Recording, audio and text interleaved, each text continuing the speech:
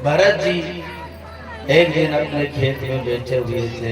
डाकू लोग आए और उन्होंने कहा हम काली की सेवा करते हैं और उनको तुम्हारी बलि देंगे। भरत जी ने और काली से चर्चा की और कहा माँ तू एक व्यक्ति को पुत्र दे और एक का पुत्र बलि मिले। तू काली है, तू देवी है।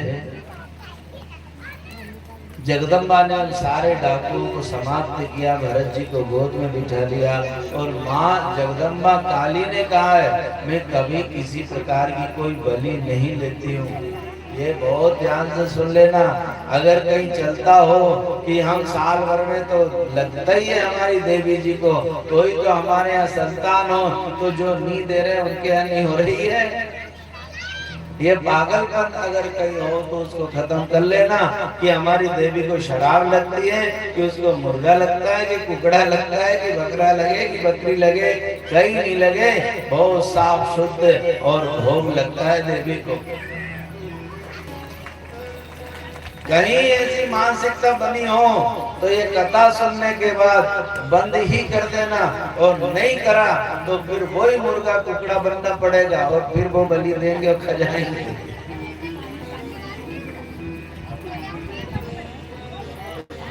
ऐसी अभी भी मानसिकता वाले लोग हैं, अभी भी कई जगह ये चल रहा है काम।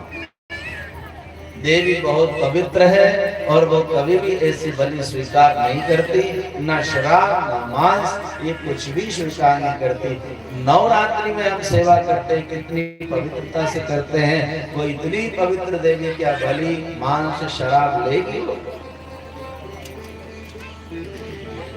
उसी के बाद में स्वयं फिर अपने खेत में आकर के बैठे भजन करने लगे।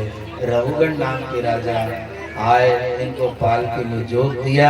सामने चींटी का ढेर था, ये कूद गए और उनकी पालकी गिरी, राजा गिरा। राजा ने बहुत अपशब्द भरत जी से कहे। भरत जी ने सोचा ये राजा है और इस समय इसके मद, इसको धन का बहुत मद है, क्योंकि राजा था। तो एक ब्राह्मण सामने खड़ा और उसका अपमान पे अपमान करते रहे।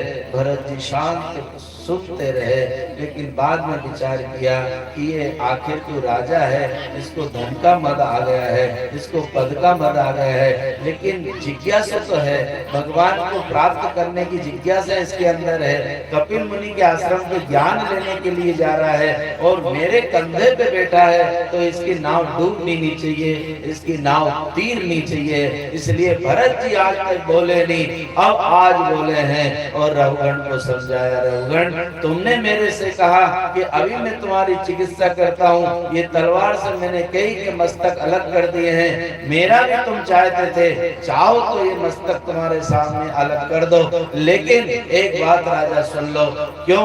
ये बात है कि चाहे तुम इस शरीर को मार सकते हो, लेकिन इसके अंदर जो आत्मा है वो अजर अमर है, उसको कोई अस्त्र कोई शस्त्र मार नहीं सकता, मिटा नहीं सकता। जब भरत जी ने ये कहा तो रघुगण जो है चरणों में पड़ गया और कहा आप कौन है? उन्होंने कहा असली पता बताऊं कि नकली?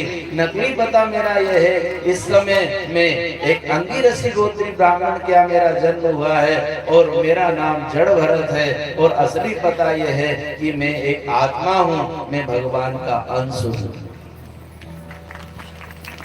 रघुगण ने विचार किया ये कोई पहुंचे हुए महात्मा है, चरणों में लेट गया और कहा मैं ज्ञान लेने के लिए कपिल मुनि के आश्रम पे जा रहा था। मैं समझा कि कोई ऐसा ही व्यक्ति है, कभी किसी को ऐसा ही मत समझो। इन्हें भी समझ लिया था कि ये ऐसे ही है और पहुंचे हुए महात्मा के कंधे पे अपनी पालकी रख दी। समझा है राजन? ये देह से जितना प्रेम कर रहे हो, इससे आधा भी प्रेम अगर तुम भगवान से करते तो तुमको ज्ञान लेने की आवश्यकता नहीं थी, तुम्हारा वैसा ही उद्धार हो जाता। लेकिन ये गरीब लोग, इनके कंधे पे तुम पाल के रख के और ज्ञान लेने जा रहे हो, ये शोभा नहीं देता। समझाया राजा को, राजन देह से ज्यादा प्रेम मत करो, ना देह हूं ना देह मेरा, देह से मैं भिन्न हूं।